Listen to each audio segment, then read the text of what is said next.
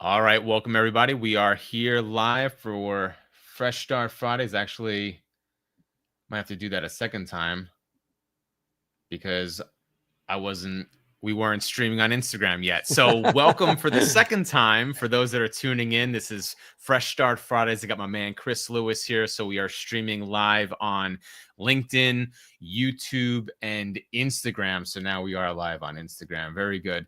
So, all right, real quick, Chris, I'm going to intro you and then I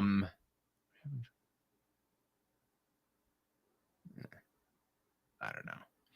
Apparently we have a problem with LinkedIn, so I don't know what's going on there, LinkedIn's but always a problem. Come on, is it? LinkedIn. No, All I'm just right. saying. LinkedIn, get your Get stuff your act together. together. Man, oh man. All right, Chris. Super successful podcaster. You got your show Dating Intelligence. You're a dating coach, right? You've also Yep. launched your new brand Men.tality.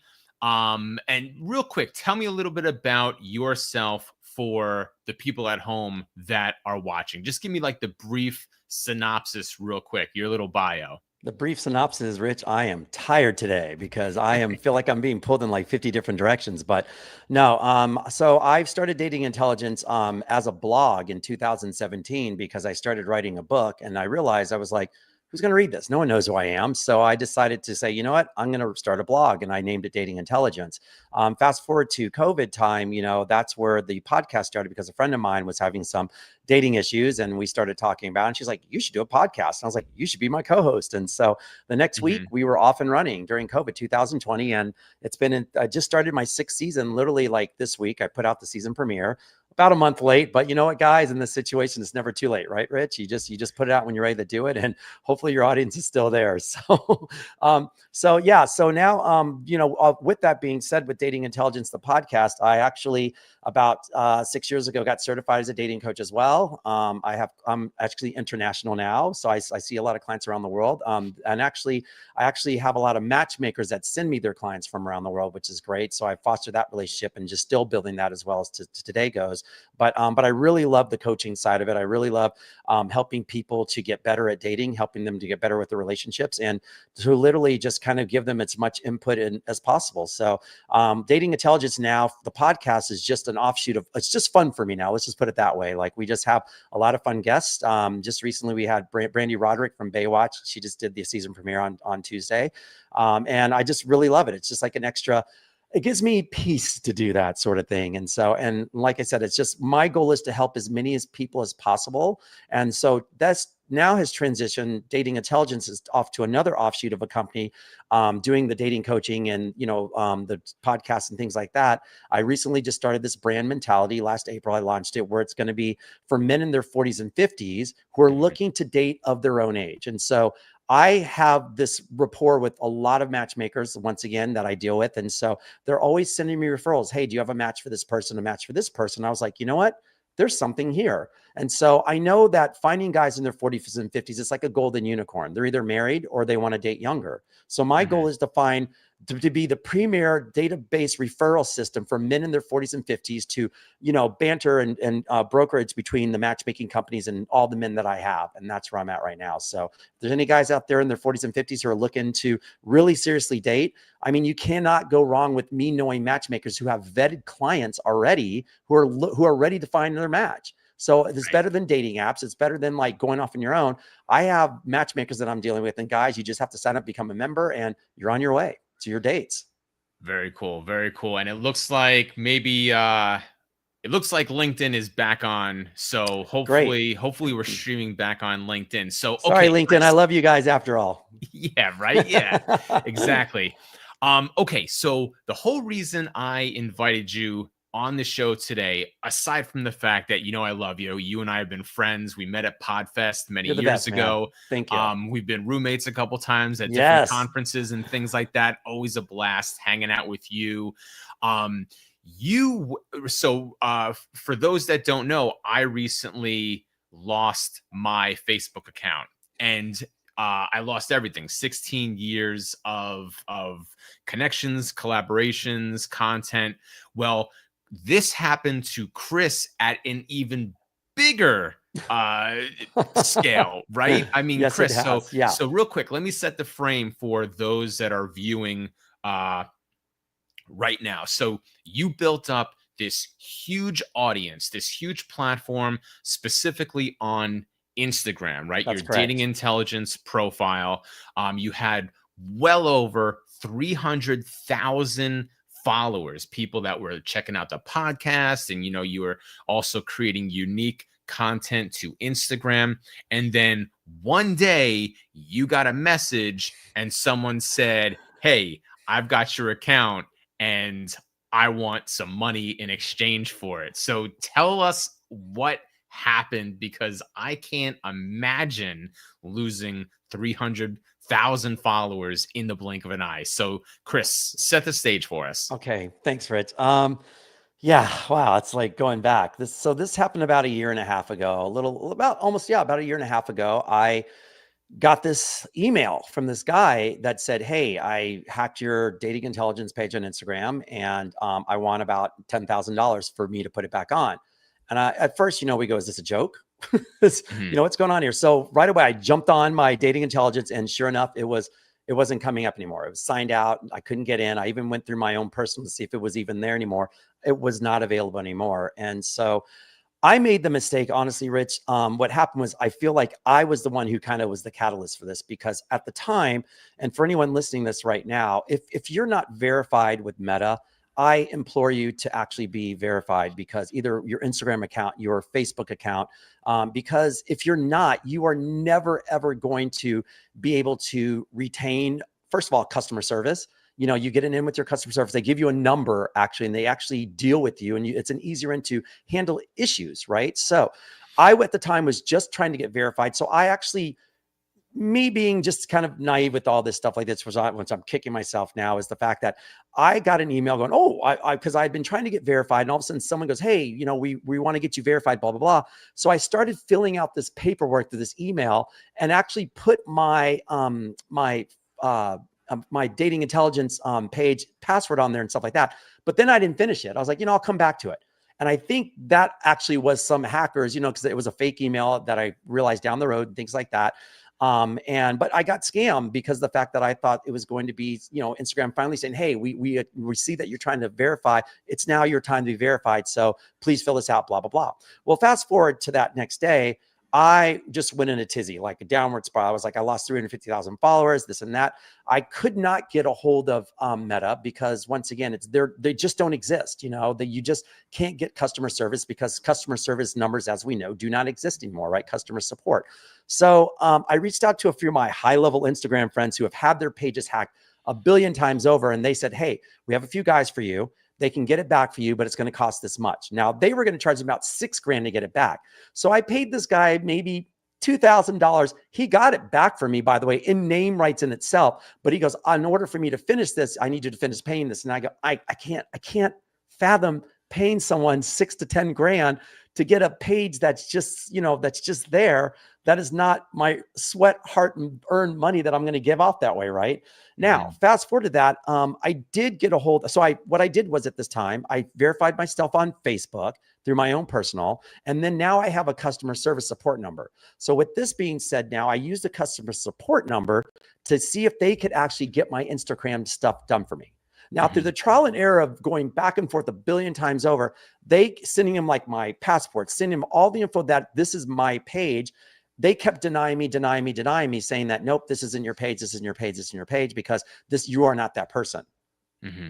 What the hell does that mean? I'm not the person. Why am I bothering you every single day in order to get this back? Now, that's just the beginning of the story now. So for some way, somehow, before I got verified, guys out there, this is where the real story begins.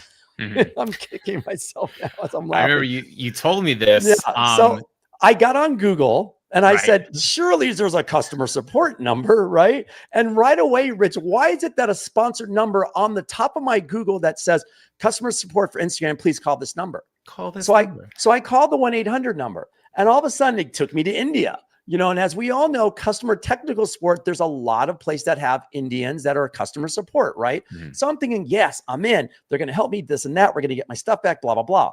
So now I'm on the phone with these people from India. And what happened is where the real shit begins. Not only was I had lost my page, but they proceeded to tell me, hey, we can get your page back, but we need you to do X, Y, and Z.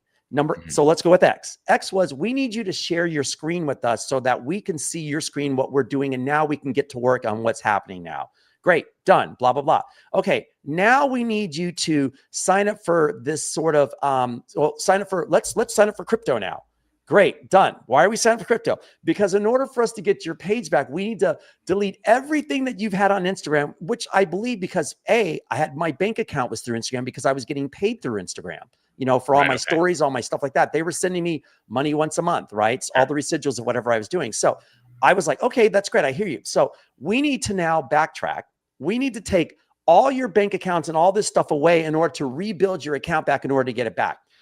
Okay, sounds great to me. So now, as they're online with me on my screen, they're going boop, boop, boop, boop, boop, doing all this stuff, right? Hey, what's your bank account? I open up my bank thing, right? Okay, we're gonna get it. Hey, can you open up Coinbase? Can you open up this other whatever cash, whatever app it was, right? Sure, I'll do all that. So now they are siphoning money out of my account, going, don't worry, Mr. Lewis, we're siphoning out because we're gonna put it back. We're gonna change it to crypto.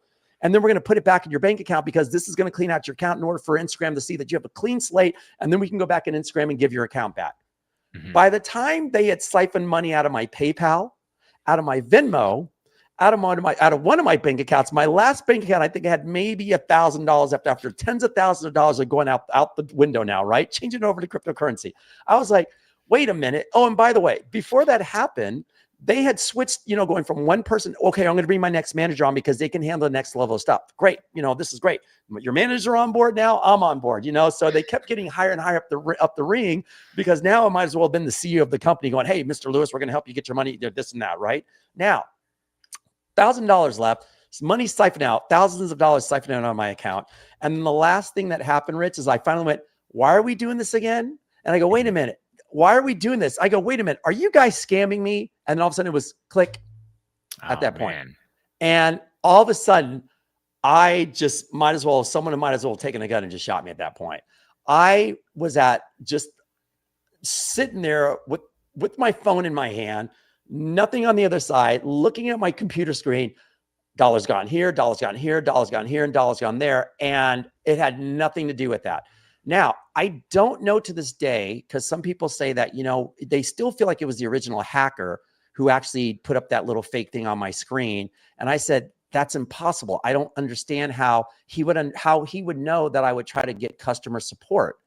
And to this day, Rich, if you pull up customer support, Instagram customer support under Google, no numbers exist. I have a photo of this number that I shot.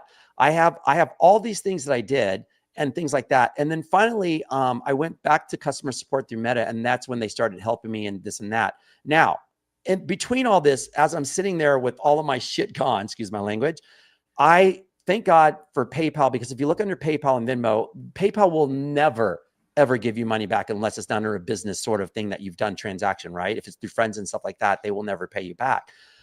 I pleaded with this story and just poured my heart out to like 3 or 4 people.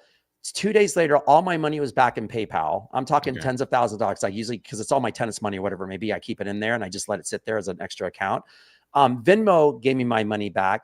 One of my bank accounts gave my money back. And then one of the banks who's been my main primary bank for years, I will not say its name, probably about $8,000 out of the account. They never gave it back to this day. And I told them my story. I showed them proof. And then I said, everyone else gave me my money back except for you guys. This is effed up. Right. And I was just, heartbroken by that. But fast forward to this day, I never got my account back. They gave me 180 days. Meta never actually helped me to get it back. And they said after trying up until maybe 40 days left under that account, right? So after 180 days, I had 40 days left. And I finally said, I'm going to let it go. I'm not going to do this. And it's like, it's not worth it to me. Whether all the stuff I built I can do this again. I can rebuild under my own personal brand at Fetch Sport, by the way, FETCHSPORT people. And that's where I'm at right now. So I got about 195,000 followers under my own personal, which I rebuilt back up under that. But it was heartbreaking for me. But the lighter side of the story, guys, for me, most importantly, more than anything else, is that if you want to rebuild it, you can do it. It's going to take time. I mean, the blood, sweat, and tears that Rich had 16 years. I mean, I had barely 5 years. You know, I think in my third year is when I really built up my dating intelligence page, because I only had maybe no more than 500 followers. And then 3 years ago, I built it up to 350K because of all the guests we had and me working at all the events that I went to and things like that. I really built it up, but it was such a pain in my ass and a headache, Rich. Yeah. Building that page up was just, it was like you're on it every single day doing something Sure. on that page. And it was a lot of work, and I don't miss it, honestly. You know, would I do it again? I don't know. I don't know. So real quick, commercial break for those that want to connect with Chris, and I'm going to encourage you to do so, and I'll even say it again at the end of the show. But in the show notes, okay, whether you're watching on YouTube, LinkedIn, or Instagram, in the show notes, I have Chris's links in there for his website and his social handles. So if you want to connect with Chris, and I'm encouraging you to do so, go into the show notes. Links are right there. Obviously, drop a comment, and we'll make sure that Chris sees it and you can connect with him. Back to the show. So, Chris, what are some of the things? So, okay, you built this platform up, this social media platform, to well over 300,000 people. Got taken away from you. Lots of heartache. Lots of just second guessing yourself, and just putting yourself through it. What did you start doing then to rebuild your social media presence, especially on LinkedIn? Because I know that your personal profile right now, you're doing pretty good for yourself, right? You've thank got you. like well over, what is it, 100,000, if not more, Yeah. followers On my Instagram. right. Yeah, right. You hangs around like 195 right now. And when I built it after the disaster, I think I was probably at, man, maybe like 80,000 possibly, because of Okay. people spilling over from dating intelligence. Yeah. No. So what are some tips that you can give us for, maybe folks that have similar stories, or maybe, maybe they just are having a slow build and they're like looking to you like, wow, this guy lost so much follower wise, right? But he was able to rebuild, whether it was a mindset thing, whether it's actual tactics for social media building. What kind of tips can you give us? What can we learn from this, and give us some actionable steps that we can use to build up or rebuild for those that maybe have had some kind of similar situation? Yeah. Yeah. Well, first and foremost, as everyone probably knows in this situation, once you get hacked, it's almost like saying that, let's be honest, like it's like preparing for a natural disaster, right? Or a fire, or a flood that's going to hit your home, right? Or a hurricane or a tornado that's going to sweep in, right? We don't prepare enough for these instances. And so I was not prepared for my page to be gone. So there was no backup. There was no plan B. So what I did at this point in time is I had to take some time off to really think about how was I going to rebuild, if I was going to go back and rebuild it first and foremost, right? Which, when I decided that I was not, I decided to use my podcast platform to say, hey, lost my page. If you guys, all my followers out there, if you really want to get more information or really continue getting the best information or seeing what I'm up to or this and that, please go to my personal account, which I will be using now for all of my dating coach stuff, which I was using for my dating coach stuff anyways. So I said, just switch over to there. But at the time when you lose that, you don't have a, hey, like a store, we're closing in 30 days. And so please switch overall, we're going to be down the street at such and such address right now. Right. This was just a cut and dry boom. One day we're there, one day we're gone. It's like some ice cream store that you're like, it's my favorite ice cream. What the hell just happened? And they're just gone. Right. So there's no way of knowing what happened to me, except for the fact that I had to promote it on my podcast as much as possible. Secondly, I started promoting on my own personal, saying, hey, if anyone out there started watching Dating Intelligence, please make sure that you follow me on my personal. And then I started doing this last thing I started doing for my Instagram, for my YouTube, is that I put out like a few ads saying that, hey, it's a commercial ad in between on my own personal saying, hey, Lost Dating Intelligence, the podcast on Instagram. But if you really are a true hardcore follower, please follow us here. It was either my co-host address or my own personal Instagram account as well. Okay. Very cool. Very cool. And what's it been like since starting over? Or, it's not necessarily starting over, but it is kind of that refresh, that rebrand, or that reset with your mindset of, hey, you know what? Like, I put so much time and energy into this one entity, this one brand. Unfortunately, it was taken away, or unfortunately, I lost it.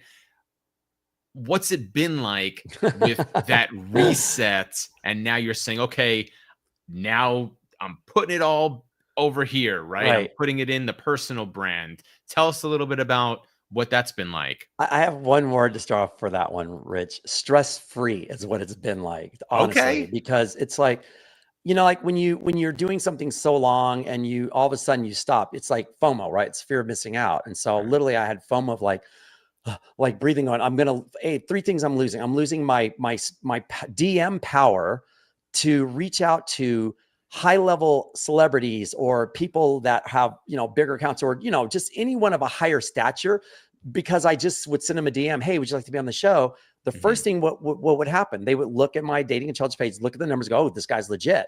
Everything that we've done. Sure. We'll love to do your show. So when you go to my personal, when it was 80, I was like, whack, whack. It's like, who the hell is this guy? You know what I mean? It's like, so that was my fear first and foremost. Like the ability to lose guests on the show was first and foremost number one for me, which was the most stressful thing for me out there at all. Because it's like, if I could not DM through my dating intelligence, page on my handle, who was I anymore? The only knew me as dating intelligence, really, right? So it's like, and they saw the numbers, and those numbers that's the catalyst. What I realized, that was my star power of getting anyone that I wanted on the show. I could, think of you or someone with maybe 100 followers and reaching out to, I don't know, Brandy Roderick, like she was a guest on my show. She's going to be like, who the hell is this guy? Why would I want to do your show? Like, you have nothing. You know what I mean? Not to say, remember, once again, people, we all have to start somewhere, right? And so we all do the grunt work. I've done my legwork. I've done my grunt work. But at the same time, I felt I was nervous that it was going to make it more impossible to get that level of caliber of guest on my show. It didn't, though. It had nothing to do with that. Because at this point in time, people knew who I was, no matter what, at this point, what I did. All I had to do is go, hey, it's Christopher Lewis from Dating Intelligence. They're, oh my God, we heard the name. Yes, blah, blah. It was fine. That was my own limited beliefs in that situation. Secondly, gosh, I had to make a decision. Was I going to follow the same formula, the same template of maybe starting another dating intelligence page? Because I didn't know if I was allowed to even start another dating intelligence page. What I was going to do, dating intelligence 2, you know what I mean? So I wasn't familiar on, okay, you lost something, it's now gone. Am I able to use the same name again? I didn't know that. I wasn't sure. So as far as like Meta's concerned, right. So once it was gone, the 180 days are gone. It's now, gone. My account is now defunct, right? Gotcha. So do I, even to this day, I don't even know. Can I start another dating intelligence page, or would it come up as, or would it say, nope, sorry, it's already in use? So I've never even tried that yet. And I think that's my fear of like when I've left something behind, I don't really want to know. And I don't care, honestly, because that's my fear of going, because if it is available, I might go down that rabbit hole again. Does that make sense? Of like, oh, I can rebuild it back up. I can get this. I can get started again. I can do all these things that I want to do. But then it's my stress level is going to go up again as well. I have been at peace with using my own personal, because it's at my own discretion, at my own pace, at my own. There's nothing that's making me rush to do it anymore right now. So if anyone's out there like you right now, Rich, going for you, let me ask you this. Are you concerned about redoing your Facebook again at the level you had it, or have you pivoted and now you have more of a peaceful way of doing it now? Or do you miss it? I know it's still fresh for you, but.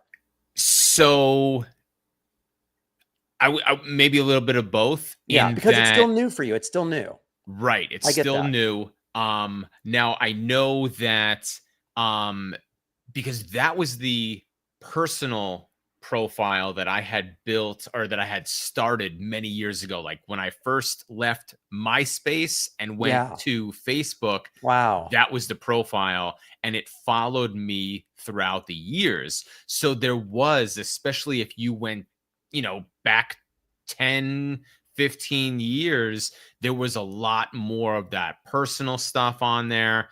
That makes But sense. then later years, I started using it more for business. Um, and it was always like, if and not that I was ever anyone to go on crazy tangents. You know what I'm saying? Like, those people that like just really go off the rails using their personal profiles, and Right. you're just like, Yeah. dude, you should not have said that on online. But I was always like, hey, you know what? Like, there's a lot of personal stuff on here, and I'm kind of using it for business. So in later years, I did feel that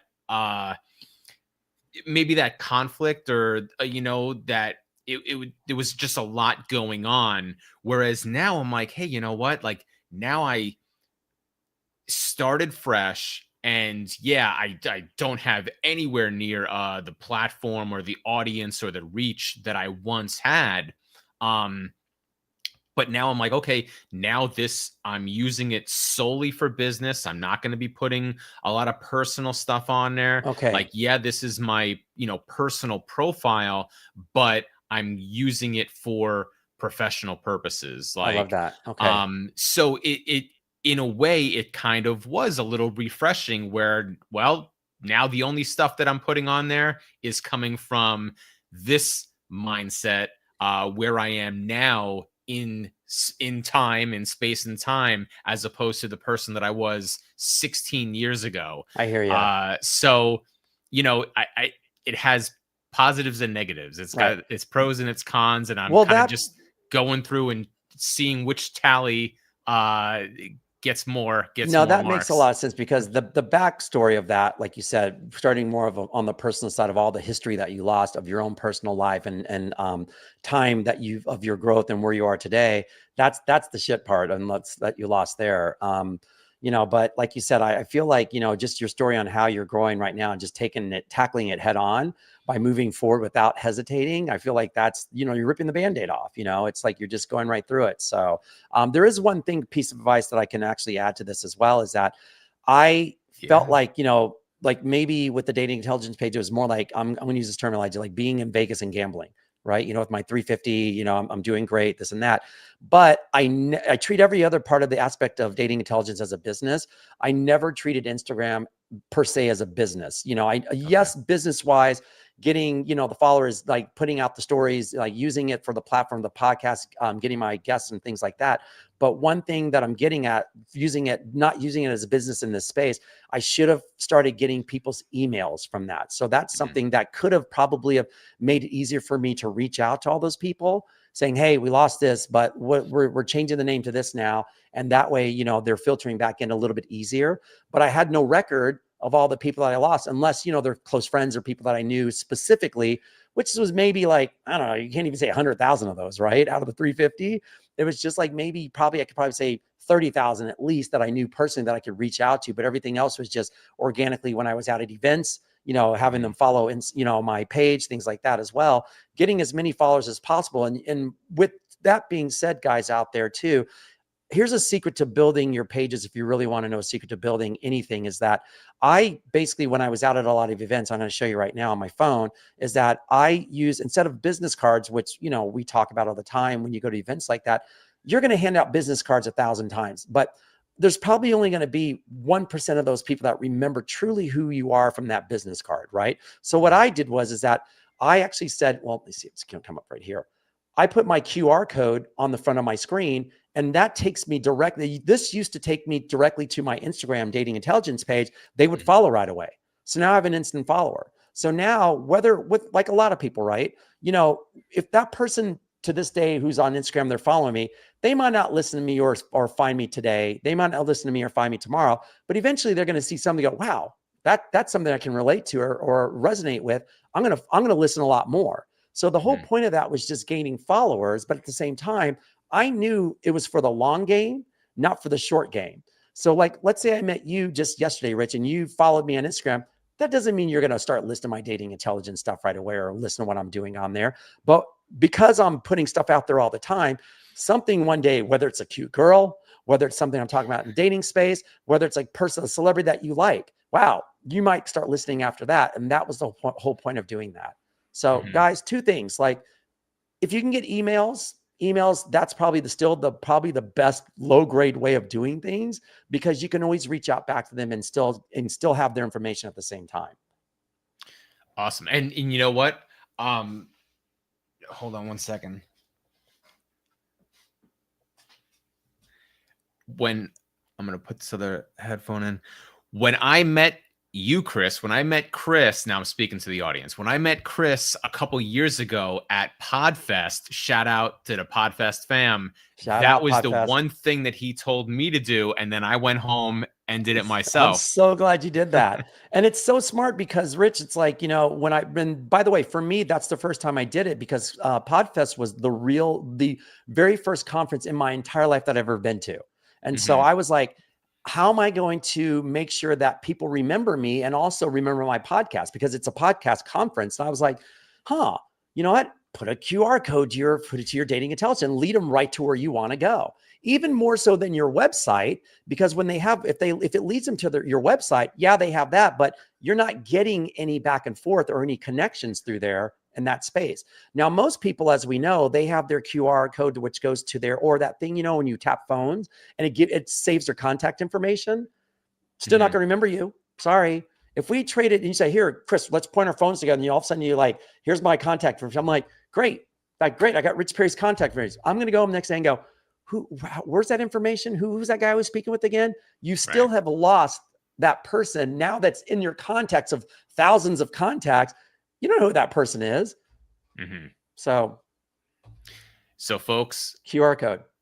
Put that QR code on your lock screen on your cell phone and do exactly what Chris did. And I got to shout out my homegirl Natalie she's on Instagram right now, but we met Natalie. I met Natalie this past year at Podfest, and it was interesting. I'm just gonna jump over here real quick, but that's okay. Go ahead. Yep. Natalie and I were connected on social media for a while. We were both part of we're all part of the same Podfest community, the Pod Fam Facebook group and stuff like that. And Mark and I, those that watched last week's episode when I interviewed Mark Ronick, we're all friends, Mark, Chris. We're sitting there at dinner and I'm looking at this girl. I'm like, yo, she looks so familiar. And I'm like, hey, why don't you come on over and join us? And then we ended up being, we're friends on Facebook. We're, blah, blah, blah, this and that. That's great. So yeah, that's awesome. Folks that are podcasters or content creators, definitely check out Podfest. You can meet Chris, you can meet me, you can meet Mark, you can meet Natalie, the whole Pod Fam. Such a great community. We'll be there in January. And that's where you and I met. And then we went and did that creative immersion in Dallas, Texas. Yes, we did. So yeah, we learned a lot from each other. Yeah. And here we are today. That's right. So Fresh Start Fridays, Rich. Fresh Start Fridays. Fresh Start Fridays. So one question that I do have, and I don't remember if you addressed it before, and my friend is actually going to kick me in the butt if I don't ask this question, because he's been a fan of yours. Now this is a person that I know personally. He and I live near each other. We're writing a book together, this and that. And he first was introduced to you might say, from my photos of, Podfest, and you and I were roommate, or no, we had met, and then we did the creative immersion, and then we were roommates after that at Podfest the next year.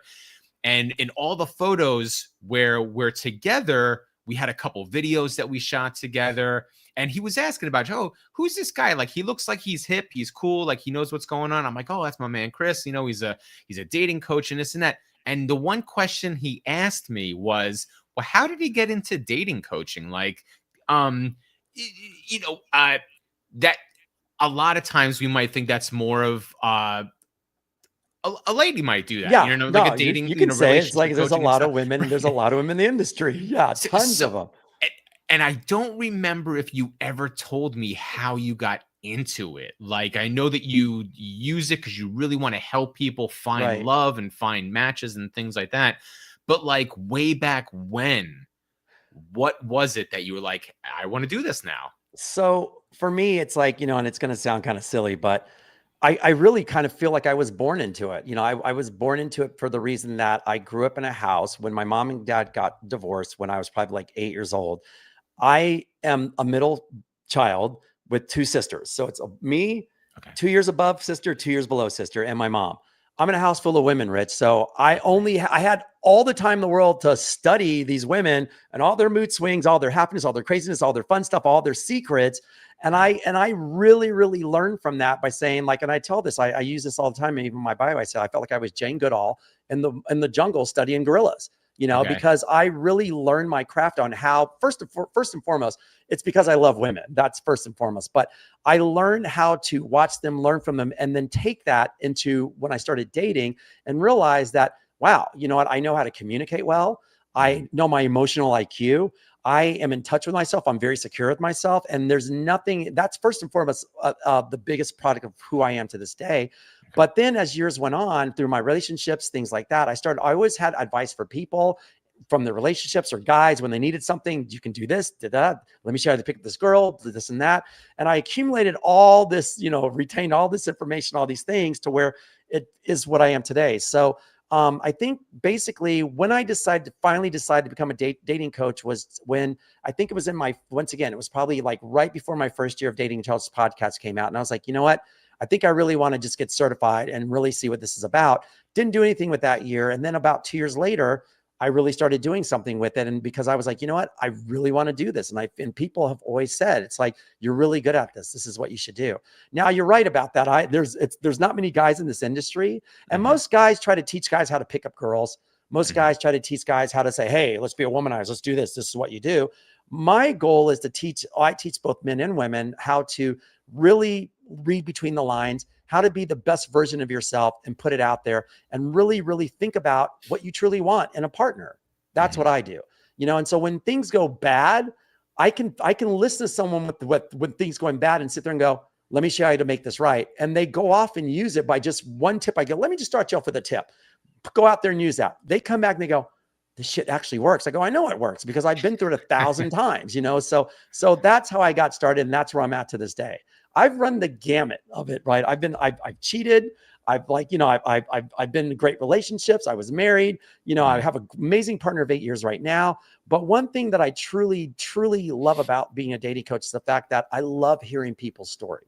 That's one of the Mhm. best things. And if I'm and it's in a lot of the time, guys, it's such a simple formula that people don't realize. It's a simple Mhm. formula. And that's just basically just being yourself, you Yeah. know? Very cool. Yeah. Well, Still working tell on you, Rich. I'm still working on you, man. hey, that's a work in progress there, brother. All right. So Chris, I know you got your West Coast time. Yes. So it's still earlier in the afternoon, but I know you've got another client you've got to go to and And the you Dodgers game. The Dodgers and about to win it all tonight, man. I got and to be some ready other for that. stuff going on. Tell us end on like what do you got coming up with mentality and what do you got brewing for maybe Q4 of this year or moving into 2026? What can we look forward to? Thanks, Rich. Most importantly, is just building the mentality brand. So once Okay. again, if any of you guys out there are listening right now know of any guys in their 40s and 50s for the moment who are struggling, single, they're really truly trying to find their match, and they're just tired of the dating apps. It's like this dating fatigue on the dating apps, right?